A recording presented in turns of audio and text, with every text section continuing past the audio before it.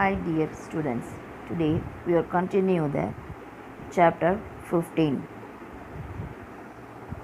Types of insurance. Insurance covers different type of risk.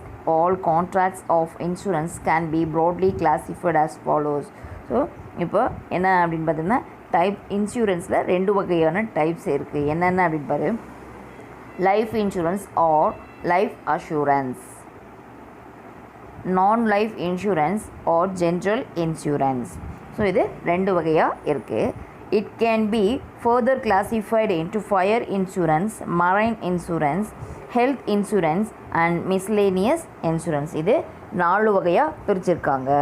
So அது என்னென்ன அப்படின்னு பார்த்தோம்னா fire insurance, marine insurance and health insurance, then miscellaneous insurance. So இதை பற்றி தான் நம்ம இன்றைக்கி பார்க்க போகிறோம். First one, life insurance.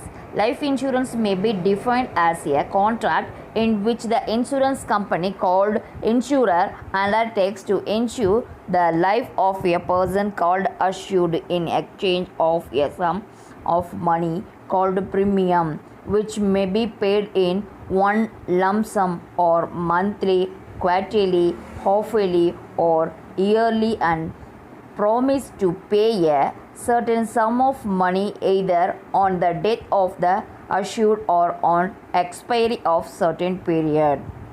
Life இன்சூரன்ஸ்னால் என்ன அப்படின்னு பார்த்தோம்னா, இந்த இன்சூரன்ஸ் கம்பெனியால் இந்த இன்சூரன்ஸ் தரக்கூடியவங்களால் இன்சூரன்ஸ் பெறக்கூடியவங்க செலுத்தக்கூடிய மாதாந்திரம், காலாண்டுக்கு ஒரு முறை அல்லது ஆஃப் இயருக்கு ஒன்று அல்லது வருஷத்துக்கு ஒரு ப்ரீமியம் கட்டக்கூடியதாக இருக்கக்கூடியது தான் என்ன அப்படின்னு பார்த்தோன்னா இந்த லைஃப் இன்சூரன்ஸ். அவருடைய லைஃப் இன்சூரன்ஸு எப்படி செய்யணும்னா ஒரு ஒப்பந்தத்தை மூலமாக செய்யக்கூடியதாக இருக்கும். ஸோ இது இந்த இன்சூரன்ஸ் இந்த பெறக்கூடியவர் ஆயுள் முடியும் போதோ அல்லது ஒரு குறிப்பிட்ட கால முடிவிலோ ஒரு குறிப்பிட்ட அளவு தொகையை அளிப்பதாக அவருக்கு உறுதியளிக்குது. ஸோ ஆயுள் முடியும் போதோ அல்லது எப்போ அதை குறிப்பிட்ட நம்ம ப்ரீமியம் அமௌண்ட்டு சப்போஸ் முன்னாடி முடிஞ்சிருச்சுனாலோ அல்லது என்ன நம்மளுடைய அந்த ப்ரீமியம் அமௌண்ட்டு மெச்சூரிட்டி டேட் ஆகிறதுக்கு முன்னாடி நமக்கு ஏதாவது டெத் ஆயிடுச்சுனாலோ ஸோ அப்போ எது ரெண்டில் முன்னே வருதோ ஸோ அதில் அது என்ன பண்ணுதும் அந்த கான்ட்ராக்டை அதை க்ளோஸ் ஆகிடும். அது அந்த தொகையை கொடுத்து கான்ட்ராக்ட் க்ளோஸ் பண்ணிவிடுவாங்க. இதுதான் என்னென்னு பார்த்தோம்னா life insurance. Next importance of life insurance. Life insurance provides protection to the family at premature death of an individual. So இப்போ இந்த இன்சூரன்ஸு பெறக்கூடியவர் என்னாச்சுன்னா இழப்பு அல்லது அந்த குடும்பத்திற்கு ஏற்படக்கூடிய இழப்பு ஈடு செய்கிறதுக்காக பாதுகாப்பு வழங்கக்கூடியதாக என்ன அப்படின்னு பார்த்தீங்கன்னா இந்த life insurance. The next day, it gives adequate amount at an old age when earning capacities are reduced. So அப்போ இந்த இன்சூரன்ஸ் பெறக்கூடியவர் அவருடைய முதுமையிலையோ அல்லது வருவாய் ஈட்டக்கூடிய திறமை குறைஞ்சிருச்சுனாலோ ஏர்ன் பண்ணுற கெப்பாசிட்டி குறையும் போதும் இந்த தொகை வழங்கக்கூடியதாக இருக்கும். Then next, life insurance is not only a protection but it is a sort of investment because a certain sum is returnable to the assured at the time of death or at the expiry of a certain period. So இந்த life insurance அப்படிங்கிறது ஒரு பாதுகாப்பு மட்டும் இல்லாமல் இது ஒரு முதலீடாகவும் இருக்குது. So இந்த லைஃப் இன்சூரன்ஸ் பெறக்கூடியவர் இறந்துட்டாலோ அல்லது அதுக்கப்புறமோ ஒரு குறிப்பிட்ட காலத்திற்கு முடிவிலோ ஸோ ஃபஸ்ட்டு ரெண்டில் எது முன்னாடி வருதோ அதை தான் குறிப்பிடுறாங்க. அந்த குறிப்பிட்ட தொகையை அவங்க எவ்வளோ அமௌண்ட்டு குறிப்பிட்டிருக்காங்களோ அந்த தொகையை திரும்பி வழங்கப்படுகிறது. These are the importance of life insurance. Then next one, types of life insurance policies. Life insurance policies are of many kind, some of them are given below. So இந்த லைஃப் இன்சூரன்ஸில் திட்டத்தில் நிறைய வகைகள் இருக்குது. என்னென்ன அப்படின்ட்டு பார்ப்போம் நம்ம. First one, whole life policy, முழு ஆயுள் திட்ட ஆவணம். In this kind of policy, the sum insured is payable only on the death of the assured to the beneficiaries or heir of the decreased. The premium is payable for a fixed period, it means 20 or 30 years, or for whole life of the assured. If the premium is payable for a fixed period, the policy will continue till the death of assured. So, இப்போ first one என்னன்னு பார்த்தா whole life policy, முழு ஆயுள் திட்டம். இந்த திட்டத்தில் அதனுடைய முதிர்வு தொகை அந்த இன்சூரன்ஸ் பெறக்கூடியவர் மரணம் அடைஞ்ச பிறகு அவருடைய பயனாளிக்கு, அவர் யாரை மென்ஷன் பண்ணியிருக்காங்களோ அவங்களுக்கோ அல்லது அவருடைய சட்ட வாரிசுக்கோ அளிக்கப்படும். இந்த இன்சூரன்ஸ் பெறக்கூடியவர் ஒரு குறிப்பிட்ட காலத்துக்கு, அதாவது 20 வருஷத்துலேருந்து 30 வருஷம் வரைக்கும் ப்ரீமியம் தொகை செலுத்தணும். ஸோ ஒரு குறிப்பிட்ட காலத்திற்கு மட்டுமே ப்ரீமியம் தொகை செலுத்த வேண்டியிருப்பினும் அந்த பாலிசி, அந்த இன்சூரன்ஸ் பெறக்கூடியவர் மரணம் வரை நீட்டித்திருக்கும். ஸோ அந்த பாலிசி எப்படி இருக்கும், அவருடைய டெத் வரைக்கும் இது நீட்டித்து இருக்கும். Then next one endowment life assurance policy, அதாவது குறித்த வயது policy. So under this type of policy the insurer undertakes to pay the assured a specified sum on the attainment of a particular age or on his death, whichever is earlier. In case of death of the assured before he attained the specified age, the sum is payable to his legal heir or nominee. Otherwise, the sum is paid to the assured when he attained particular age. Thus, the endowment policy measure after a limited number of years. So இந்த குறித்த வயது policy எப்படி இருக்கும் அப்படின்னு பார்த்தீங்கன்னா, இந்த ஆவணத்தில் இந்த இன்சூரன்ஸ் பெறக்கூடியவர் ஒரு குறிப்பிட்ட காலம் முடியும் வரையோ அல்லது மரணம் வரையோ இதில் எது முதலில் வருதோ அதுவரை நம்ம என்ன பண்ணணும், ப்ரீமியம் செலுத்தணும். அந்த குறிப்பிட்ட காலம் முடிஞ்சோடனே அந்த இன்சூரன்ஸ் பெறக்கூடியவர் மரணம் அடைஞ்சிட்டா காப்பீடு, அதாவது இன்சூரன்ஸ் செய்த தொகை அவரது சட்டப்பூர்வ வாரிசுக்கு வழங்கப்படும். அவருடைய அதில் யார் சட்டப்பூர்வமான வாரிசோ அவங்களுக்கு வழங்கப்படும். இந்த இன்சூரன்ஸ் பெறக்கூடியவர் அந்த குறிப்பிட்ட காலம் வரை உயிரோடு இருப்பேன், அந்த குறிப்பிட்ட கால முடிவில் அந்த முதிர்வு தொகை அவருக்கே வழங்கப்படும். நம்ம அந்த குறிப்பிட்ட காலம் 20 வருஷமோ அல்லது 30 வருஷமோ முடிஞ்சிச்சு அப்படின்னு சொன்னால், அதுக்கப்புறமும் நான் உயிரோடு இருக்கிறோம் அப்படின்னு சொன்னால் அந்த அமௌண்ட்டு, ரீபேமெண்ட் அமௌண்ட் வந்து அவர் கையில் கொடுப்பாங்க. சப்போஸ் அவர் அதுக்கு முன்னாடி இறந்துட்டாருன்னா அவரை யாரை நியமிச்சிருக்காரோ அல்லது அந்த சட்டப்பூர்வமான வாரிசு யாரோ அவங்களுக்கு அது வழங்கக்கூடியதாக இருக்கும்.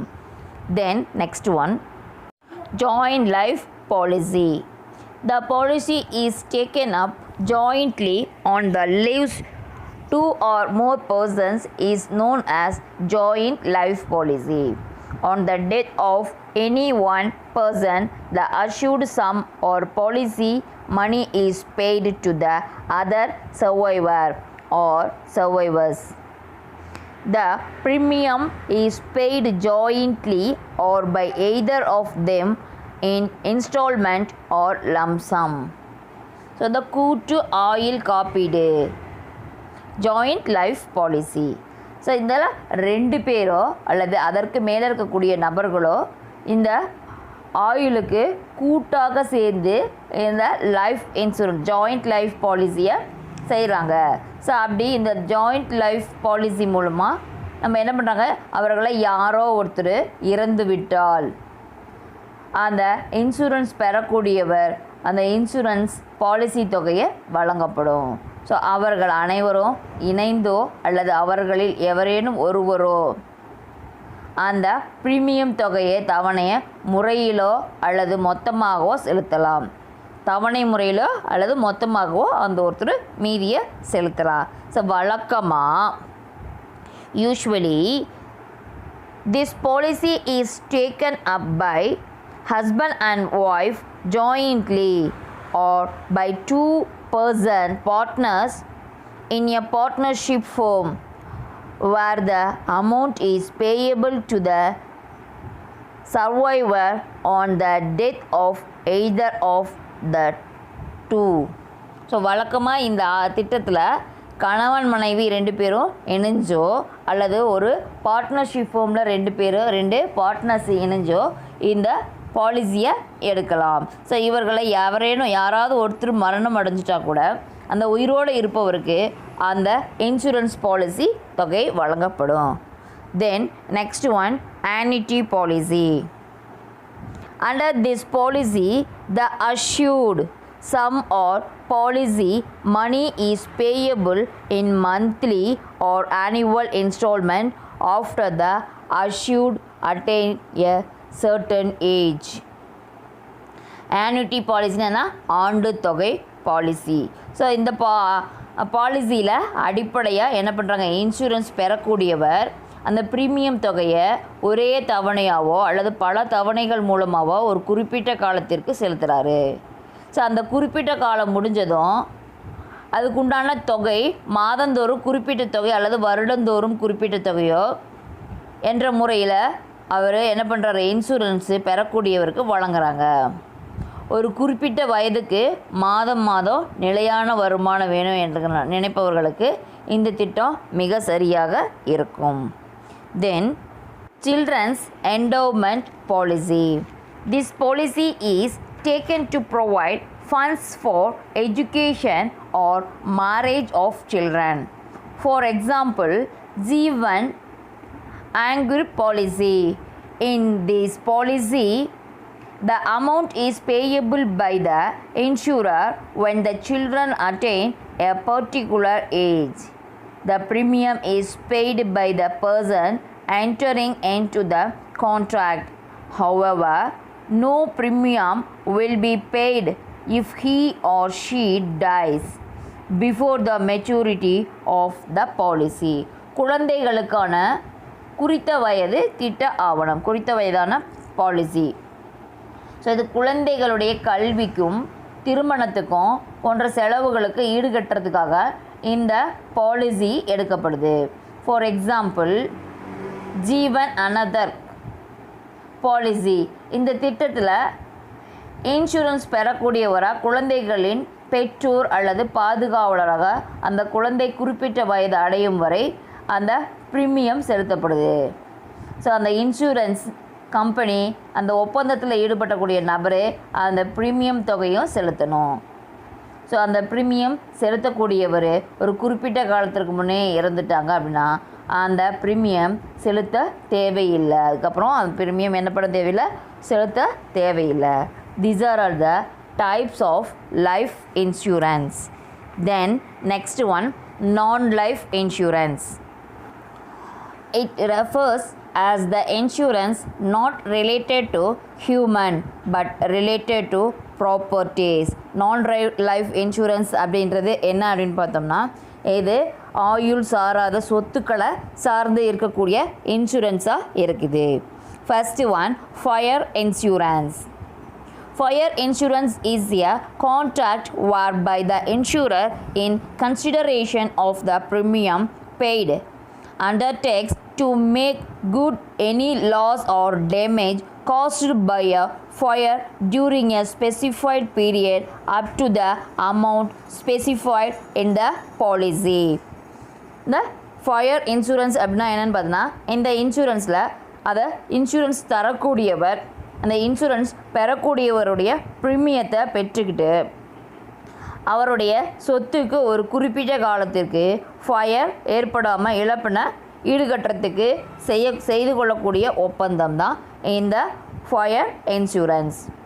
இதனுடைய முக்கிய நோக்கம் என்ன அப்படின்னு பார்த்தோன்னா, இந்த இன்சூரன்ஸ் பெறக்கூடியவர் தீயினால் ஃபயரால் ஏற்படக்கூடிய இழப்பை ஈடு செய்வது ஆகும். A claim for loss by fire must satisfy the following two conditions. இந்த ஃபயரால் ஏற்படக்கூடிய நட்டத்தை ஈடு செய்கிறதுக்கு பின்வரக்கூடிய நிபந்தனைகளை நாம் என்ன பண்ண போகிறோம், பூர்த்தி செய்ய போகிறோம். என்ன அப்படின்னு பார்த்தோம்னா 2 நிபந்தனைகள் இருக்குது. ஸோ என்னென்ன அப்படின்னு பார்த்தோம்னா, first one, there must be actual loss, உண்மையாகவே இழப்பு ஏற்பட்டிருந்தா. Then next one, fire must be accidental and non-intentional. So அந்த ஃபயர் எப்படி இருக்கணும் அப்படின்னு பார்த்தீங்கன்னா, இது தீ விபத்து வேண்டுமென்றோ உள்நோக்கத்துடன் ஏற்பட்டிருந்தா இருக்கக்கூடாது, தற்செயலாக ஏற்பட்டிருக்கணும். ஸோ அப்போ என்ன பண்ணும், the fire must B accidental, தற்செயலாக இருக்கணும். அது எப்படி இருக்கக்கூடாது, இட் இஸ் நான் இன்டென்ஷியல்.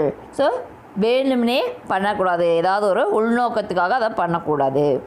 தென் next, essential elements of fire insurance contract.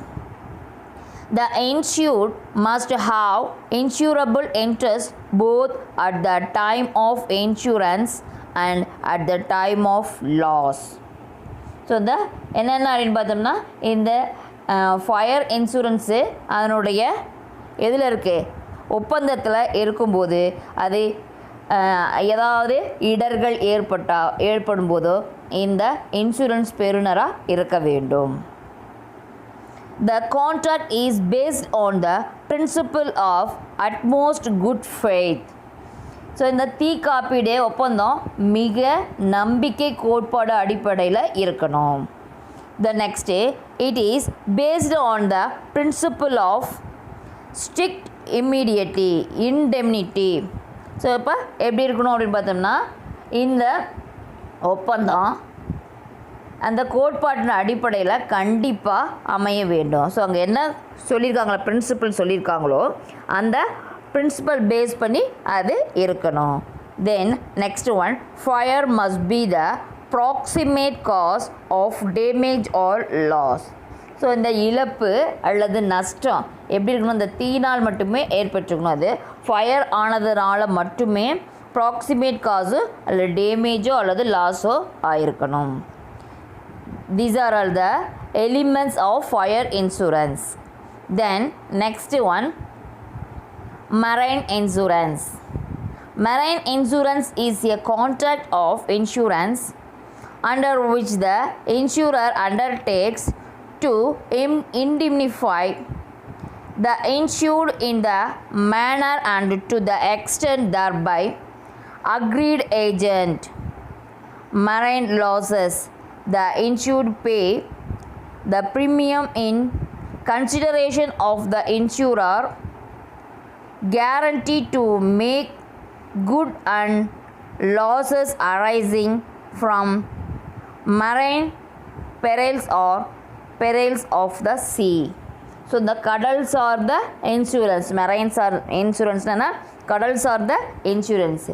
So இந்த கடல் சார்ந்த இன்சூரன்ஸு அது எப்படி இருக்கும் அப்படின்னா, அந்த இன்சூரன்ஸ் தரக்கூடியவர் அந்த இன்சூரன்ஸ் பெறக்கூடியவருக்கு கடல் பயணங்கள் போது ஏற்படக்கூடிய இழப்பை ஈடு செய்கிறதா இருக்கக்கூடும்.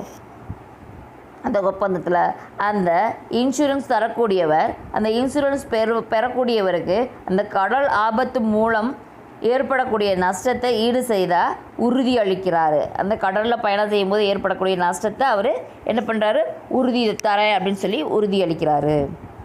ஸோ அந்த கடலில் இருக்கக்கூடிய பாறைகள், கப்பல் மோதி கப்பலில் தீ விபத்து ஏற்படுது. ஸோ அது என்னாகும், எதிரிகளால் கப்பலை உருக்குலைத்து போகுது, கப்பலில் ஏற்படக்கூடிய சரக்குகள் பாதிக்கப்படையுது, அல்லது கப்பல் வாடகை பெற முடியாமல் போகும்போது இது எல்லாத்துக்குமே கடல் இடர்கள் ஆகும். இது அத்தனையுமே என்னாகும், இந்த மரைனில் வரக்கூடிய இடர்கள். தென் அதனால் இந்த இன்சூரன்ஸ் தரக்கூடியவர் கப்பலுக்கோ அல்லது கப்பலில் ஏற்பட்ட பொருளுக்கோ ஏற்பட்ட சேதத்தை முழுமையாகவோ அல்லது பகுதியாகவோ ஈடு செய்யணும். அது கப்பலில் ஏற்பட்டதுக்கு ஒரு ஃபுல் அளவாவோ அல்லது பார்ட்டாக அவங்க என்ன பண்ணுறாங்க, ஃபுல்ஃபில் பண்ணக்கூடியதாக இருக்கும். Essential elements of marine insurance contract. First one, it is based on the principle of indemnity. இது எதை பேஸ் பண்ணி இருக்குது அப்படின்னு பார்த்தோம்னா இண்டிமினிட்டி கோட்பாட்டை பேஸ் பண்ணி இருக்குது. The next one, the contract is based on utmost good faith. இந்த கான்ட்ராக்ட் எப்படி இருக்குது? மிக்க நம்பிக்கை அடிப்படையில் உருவாகுது. Then next one, the insurable interest must exist at the time of loss. So இந்த இழப்பு ஏற்பட்ட நேரத்தில் அந்த இன்சூரன்ஸ் பெறுபவர் இருக்க வேண்டும். The next, the principle proximate cause will apply to marine loss only. So அவங்க அண்மை காரணமாக அந்த கோட்பாட்டில் அந்த கடலில் ஏற்படக்கூடிய இழப்புக்கு மட்டும்தான் அவங்க என்ன பண்ண முடியும், அது இந்த இன்சூரன்ஸ் பொருந்தும். கடலில் போகும்போது ஏற்படக்கூடிய இழப்புக்கு மட்டும்தான் இது பொருந்தும். Then next one, types of marine insurance policies. The 3 different types of marine insurance policies. 3 வகையாக கடல் சார்ந்த இன்சூரன்ஸ் பாலிசி இருக்குது. ஸோ ஃபர்ஸ்ட் ஒன் பாரு, hull or ship insurance, கப்பல் சார் காப்பீடு. When a ship is insured against any type of danger, it is known as hull insurance. This policy is taken to indemnify the insured for losses caused by damage to ship. So அந்த கப்பலில் இழப்பு ஏற்படும் போது அந்த இழப்பீட்டை பெறுவதற்காக எடுக்கப்படக்கூடிய insurance எப்படி இருக்கணும், marine insurance அப்படின்ட்டு சொல்கிறாங்க. ஸோ இந்த கப்பலில் ஏற்படக்கூடிய இழப்புகளை மட்டும் அந்த இன்சூரன்ஸ் தருணர் இன்சூரன்ஸ் பெறுநருக்கு வழங்கக்கூடியதாக இருக்கும். Then next one, cargo insurance, பொருள்சார் காப்பீடு. ஸோ இதுக்கு முன்னாடி நம்ம என்ன பார்த்தோம், கப்பல் சார்ந்த இன்சூரன்ஸ் பார்த்தோம். இப்போ அதில் பொருள் சார்ந்த insurance. When a marine insurance policy is taken by the cargo owner to be compensated for loss caused to his cargo during the voyage, it is known as cargo insurance.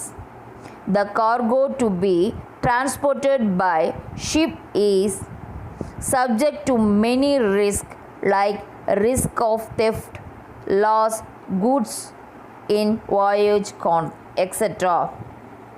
அப்போ இந்த வகையான insurance எப்படி இருக்கும், இந்த கப்பலில் சரக்குகளை ஏற்றி அனுப்பும்போது அந்த சரக்குகளுக்கு ஃபயரோ அல்லது தெஃப்டோ அல்லது சூறாவளி வருது, அந்த சமயத்தில் அது காணாமல் போகிறது, ஸோ வெடிபொருள்களால் ஏற்படக்கூடிய விபத்து, இவற்றால் மோதல் போன்ற காரணங்களால் ஏற்படும் இழப்புக்கு இது என்ன பண்ணுறாங்க, அதை இன்சூரன்ஸு கொடுக்குறாங்க. உரிமையாளர் எடுத்துக்கொண்டு அந்த காப்புறுதி அளிக்கிறாங்க. It is called as carriage insurance. Then next one, freight insurance. When a marine insurance policy is taken to guard against non-recovery of freight, it is known as freight insurance. The shipping company is mainly interested in freight, which is get either in advance or on the arrival of goods.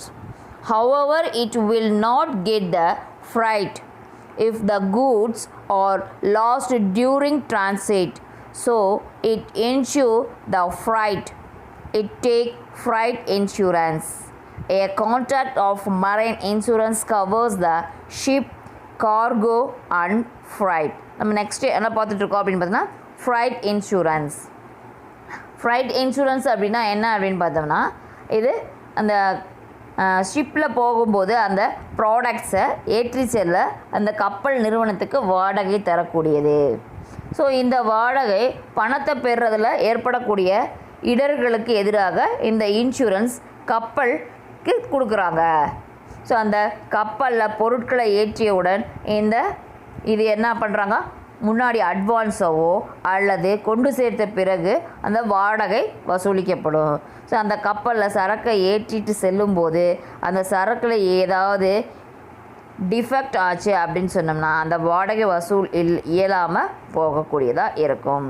So இது போன்ற சூழ்நிலையில் அந்த வாடகையில் ஏற்படக்கூடிய இழப்பினை சரி செய்யறதுக்கு தான் இந்த fried insurance நம்ம பே பண்ணுறோம். இது ஒரு கடல் வழியாக செல்றதுனால இது கடல்சார் இன்சூரன்ஸு ஒப்பந்தமாக இருக்குது. ஸோ இந்த இன்சூரன்ஸ் எப்படி இருக்குது, அதுக்கு என்ன பேர் அப்படின்னு பார்த்தோம்னா ஃப்ரைட் இன்சூரன்ஸ்.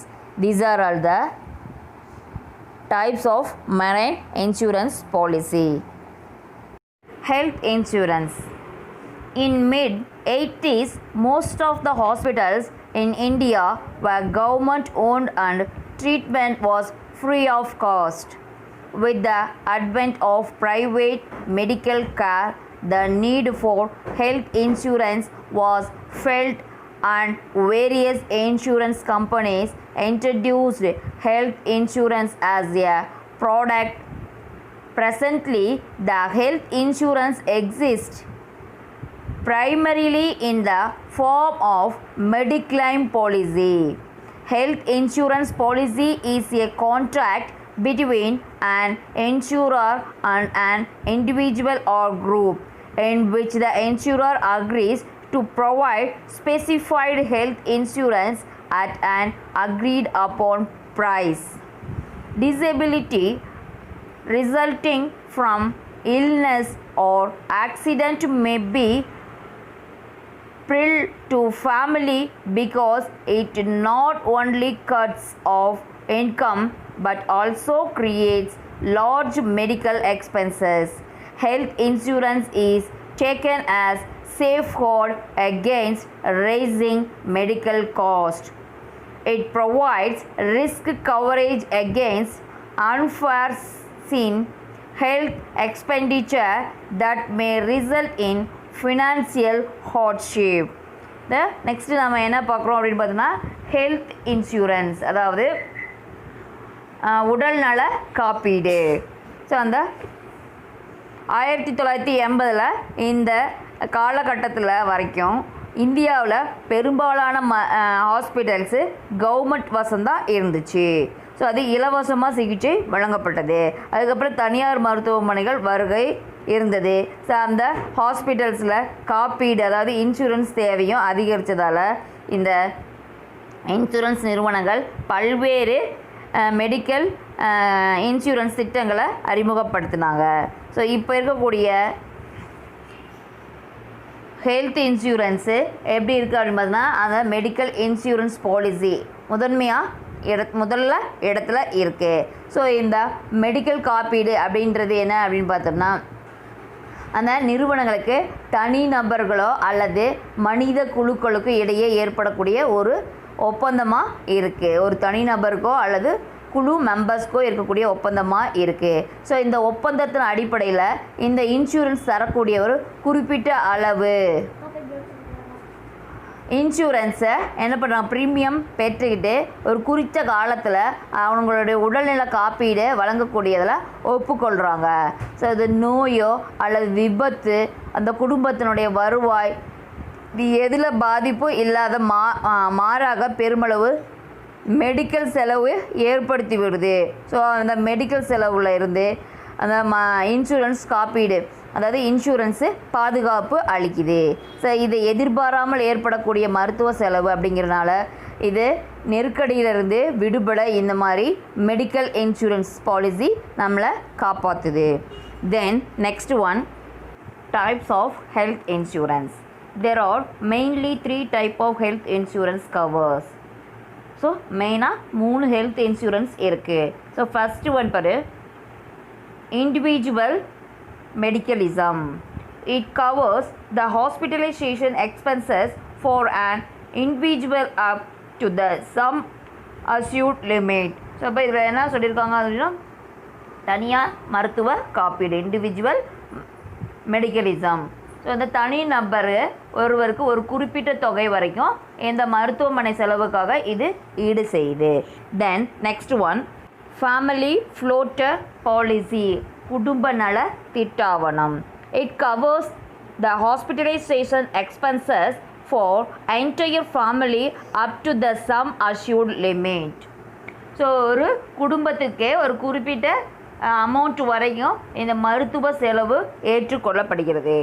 தென் next, unit linked health plans. முதலீடு இணைந்த காப்பீட்டு திட்டம். This policy combines health insurance with investment and payback an amount at the end of the insurance term. So இந்த திட்டத்தில் நம்ம என்ன பண்ணுறோம், இந்த இன்சூரன்ஸ் என்ன இன்சூரன்ஸ், மெடிக்கல் இன்சூரன்ஸ் போடுறோம். ஸோ அது மட்டும் இல்லாமல் அது முதலீட்டோட ஒருங்கிணைந்த திட்டமாக இருக்குது. ஸோ இந்த இன்சூரன்ஸில் நம்ம என்ன பண்ணுறோம், அந்த விதிகளுக்கு உட்பட்டு இந்த பாலிசி முடிவில் ஒரு குறிப்பிட்ட அமௌண்ட்டு இந்த இன்சூரன்ஸ் நிறுவனம் வழங்குது. These are all the types of health insurance. The next one, health insurance provide following types of coverages. Medical expenses. It covers the expenses of hospitalization or nursing home bill and doctor service. இந்த medical எக்ஸ்பென்சஸில் என்னென்ன வரும் அப்படின்னு பார்த்தோம்னா, இந்த ஹாஸ்பிட்டலில் அல்லது nursing ஹோம்லேயோ அல்லது டாக்டருடைய service எவ்வளவோ அந்த சர்வீஸ் அமௌண்ட் எவ்வளவோ அது பே பண்ணுற மாதிரி இருக்கும் இந்த மெடிக்கல் எக்ஸ்பென்சஸில். Then next one, disability income. It replaces the income lost while the insured is unable to work. Disability income அப்படின்னா என்ன அப்படின்னு பார்த்தோம்னா, வருவாய் இழப்பு.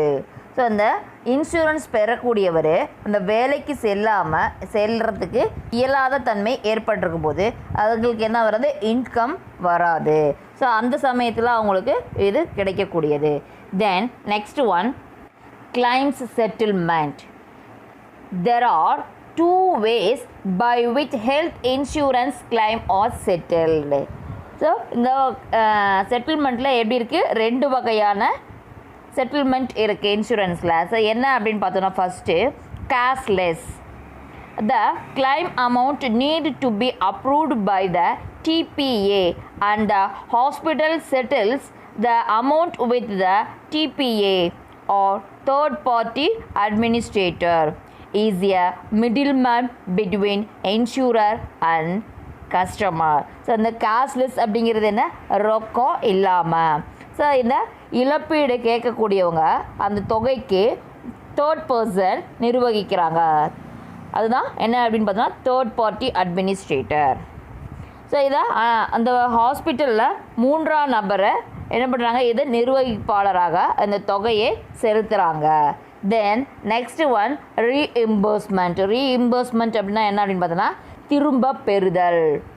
த insured avails himself or herself of the treatment and settle the hospital bills directly at the hospital. The insured can claim reimbursement later on by submitting relevant bills or documents for the claimed amount to the TPA. அதாவது TPA-னா என்ன அப்படின்னு பார்த்துருவோம், third party administrator. So இந்த ரீஇம்பர்ஸ்மெண்ட்டில் அந்த insurer இன்சூரன்ஸை பெறக்கூடியவங்க அந்த ஹாஸ்பிட்டலில் செலவுக்குரிய பணத்தை செலுத்திட்டு அதுக்கு உண்டான பில்ஸ் எல்லாம் கலெக்ட் பண்ணிக்கணும். ஸோ அதுக்கப்புறம் அந்த பில்ஸை வச்சு அந்த இழப்பீட்டுக்கு நம்ம கோரக்கூடிய உரிமையை பெற்றிருக்கணும். அந்த தேர்ட் நம்பர் அந்த நிர்வாகத்திலேருந்து அழைச்சி அந்த உரிய தொகையை பெற்றுக்கொள்ளலாம். அந்த நிர்வாகத்தில் கொடுத்து அதுக்கு உண்டான தொகையை பெற்றுக்கலாம். Then next one, miscellaneous insurance. First one, motor vehicle insurance. This is also known as auto insurance. This policy comes under general insurance. இந்த பாலிசி எதுக்கு கீழே வருது அப்படின்னு பார்த்தோன்னா, general insuranceக்கு கீழே வருது. This insurance has become very popular. இந்த insurance எப்படி இருக்குது, வெரி பாப்புலராக இருக்குது அண்ட் இஸ் கெய்னிங் இம்பார்ட்டன்ஸ். அது மூலமாக இம்பார்ட்டன்ஸ் கெயின் பண்ணலாம். In motor insurance, the owner's liability to compensate people who were killed or injured through an accident is passed on to the insurance company. So அப்போ இந்த motor insurance பண்ணியிருக்கும் போது அதன் மூலமாக death ஆயிடுச்சோ அல்லது ஏதாவது இன்ஜூர்டு ஆக்சிடெண்ட் ஆயிடுச்சோனாலோ அந்த கம்பெனிக்கு தெரிவிக்கணும். த premium rate under this policy is standardise. இந்த பாலிசிக்கான ப்ரீமியம் அமௌண்ட் எப்படி இருக்கும் அப்படின்னு பார்த்தீங்கன்னா ஸ்டாண்டர்டைஸாக இருக்கும். The next one, burglary insurance. This policy comes under the category of insurance of property. Any insurance of property. Burglary அப்படின்னா கொள்ளைக்கான இன்சூரன்ஸு. ஸோ இந்த கொள்ளை சார்ந்த இன்சூரன்ஸு சொத்து காப்பீட்டில் வருது. எதில் வருது? Insurance of property. Any loss of damage due to theft, larceny, burglary, houses breaking and acts of such natural are covered by this policy. Compensation of actual losses is done. So அப்போ இந்த கொள்ளை மூலமாக என்ன நடக்குது அப்படின்னு பார்த்தீங்கன்னா, வீட்டை பூட்டி இருக்கும்போது திருட்டு ஏற்பட்டிருக்கும், கொள்ளை அடிச்சிருக்காங்க, பூட்டை உடச்சி திருடக்கூடியது, இயற்கையால் ஏற்படக்கூடிய இழப்புகள். ஸோ இது எல்லாமே இந்த இழப்பு வழங்குது. ஸோ உண்மையாக ஏற்பட்ட இழப்பை இது ஈடுகட்டுது. Then first one, insurable interest need not exist at the time of policy but should be present at the time of theft. So இந்த இன்சூரபிள் இன்ட்ரெஸ்ட் எப்படி இருக்கும் அதுன்னு பார்த்தோம்னா, நீட் நாட் எக்ஸிஸ்ட். ஸோ ஏற்கனவே அது இல்லாவிட்டால் அந்த இழப்பு ஏற்படும் நேரத்தில் இது இருக்கும். திட்ட ஆவணம் எடுக்கும் நேரத்தில் இந்த பெரிய நலன் இல்லாவிட்டாலும் ஸோ இந்த இழப்பு ஏற்படக்கூடிய அந்த சமயத்தில் இது இருக்கணும். Then the principle of causa proxima is also applied to it. The insurance company would pay only if the proximate cause falls under the policy. So இந்த அண்மை காரணமாக, அதாவது இந்த causa proxima is also applied to it. இந்த causa proxima இதுக்கும் apply ஆகும், பொருந்தும். So இந்த இன்சூரன்ஸ் செய்யும்போது தெரிவிக்கப்பட்டிருக்கக்கூடிய காரணங்கள் என்ன, காசா ப்ராக்சிமாலையும் இருக்கக்கூடியதாக இருக்கும். Then next, cattle insurance, கால்நடை காப்பீடு. This is a bond in which a sum of money is secured to the insured in case of an event of death of animals like bulls, buffaloes, cows and heifers. The cause of death may be an accident. இந்த death எப்படி இருக்கக்கூடியதாக இருக்கும்? ஆக்சிடெண்ட்டாக இருக்கக்கூடியதாக இருக்கும். Diseases or pregnant condition etcetera. The insurer normally agrees to pay excess in case of loss. The insurance என்ன பண்ணியிருக்காங்க அப்படின்னு பார்த்தீங்கன்னா, இது நெக்ஸ்ட் இன்சூரன்ஸு கேட்டில் இன்சூரன்ஸ், கால்நடை காப்பீடு. ஸோ இது எதுக்கெல்லாம் இந்த காப்பீடு தராங்க அப்படின்னு பார்த்தோம்னா, இந்த அனிமல்ஸ்க்கு புல், பஃபலோ, கவுஸ் இதுக்கெல்லாம் அவங்க தராங்க. விலங்குகள் இறப்புறதுக்கான, ஸோ எருமை, எருதுகள், பசுக்கள் போன்ற கால்நடை விலங்குகளுக்கு இறப்பு நிகழ்வாக ஏற்படக்கூடிய இழப்பீட்டிற்கு இந்த நிதி உதவி வழங்கப்படுது. ஸோ இந்த இன்சூரன்ஸு கால்நடை இன்சூரன்ஸ் அப்படின்ட்டு சொல்லலாம். இது என்ன, கேட்டில் இன்சூரன்ஸ் அப்படின்ட்டு சொல்லலாம். ஸோ இறப்பிற்கான காரணம் விபத்தோ அல்லது நோயோ கர்ப்பிணித்தன்மை ஆகியவை இருக்கலாம். ஸோ இந்த கால்நடைகள் எல்லாம் இறப்பதற்கான காரணம் எப்படி இருக்கலாம், நோயால் இறக்கலாம். ஸோ கருவுற்றிருக்கும்போது இறக்கலாம். ஸோ ஏதாவது ஆக்சிடெண்ட்லேயும் அது இறக்கலாம். ஸோ இந்த இதுக்கு அதிகமான செலுத்த ஒப்புக்கொள்கிறது, இந்த இழப்பிற்கு அதிகமாக செலுத்த ஒப்புக்கொள்கிறாங்க. Sir crop insurance. This policy is to provide financial support to farmers in case of a crop failure due to drought or flood. It generally covers all risk of loss or damages relating to production of rice, wheat, milters, oil, seeds and pulses, etc. So இது graph இன்சூரன்ஸ்னால் என்ன அப்படின்னு பார்த்தீங்கன்னா, பயிருக்கான காப்பீடு. So இந்த வறட்சி, வெள்ளம் அந்த காரணத்தால் இந்த விவசாயிகள் இழப்பு ஏற்படும் போது இந்த இழப்பை வழங்குறதுக்காக இது செய்யப்படக்கூடியது. ஸோ இந்த காப்பீடு எப்படிலாம் இருக்கணும், வேளாண்மை காப்பீடுன்னு சொல்லலாம். இந்த காப்பீட்டுக்கு வேறு பேர் என்ன அப்படின்னு பார்த்தோம்னா, வேளாண்மை காப்பீடு அப்படின்ட்டு தமிழில் வேறு ஒரு நேம் இருக்குது. ஸோ இது நெல், கோதுமை, கம்பு, எண்ணெய், ஸோ இந்த பருப்பு வகைகளுக்கெல்லாம் போன்ற பயிர்களுக்கு ஏற்படக்கூடிய இழப்புகளுக்கு, சேதங்களுக்கும் இந்த இன்சூரன்ஸ் வழங்கப்படுது. எந்த இன்சூரன்ஸ்? கிராப் இன்சூரன்ஸ் வழங்கப்படுது. Then next one sports insurance. This policy is a comprehensive cover for amateur sports persons regarding their sporting equipment, personal efforts, legal liability, and personal accident risk of desired. It can also be extended to a named member of the insured family, but it is not available to professional sports person. The cover is generally for flowering sports or more. Angling, badminton, cricket, golf, lawn tennis, squash and use of sporting guns.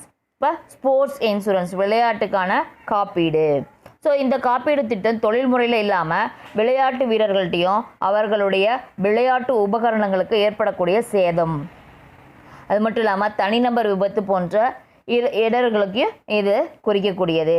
So இந்த காப்பீடு பெறக்கூடியவங்க விரும்பினா காப்பீடு பெறுநர் குடும்பத்தினருக்கும் விரிவாக்கம் செய்து கொள்ளலாம். So அவங்களுடைய குடும்பத்துக்குமே இதை என்ன பண்ணலாம்? எக்ஸ்டெண்ட் பண்ணிக்கலாம். ஆனால் இந்த காப்பீடு தொழில்முறை விளையாட்டு வீரர்களுக்கு கிடைக்காது. தொழில்முறையான விளையாட்டு வீரர்களுக்கு இந்த காப்பீடு கிடைக்காது. இந்த பேட்மிண்டன், கிரிக்கெட், கோல்ஃப், புல்தரை, ஸோ இந்த டென்னிஸு, இந்த மாதிரியான துப்பாக்கிகள் சுடுதல், ஸோ பயன்படுத்தக்கூடிய உள்ளிட்ட விளையாட்டு சம்மந்தப்பட்ட இடர்களை இந்த காப்பீடு உள்ளடக்கியதாக இருக்கும்.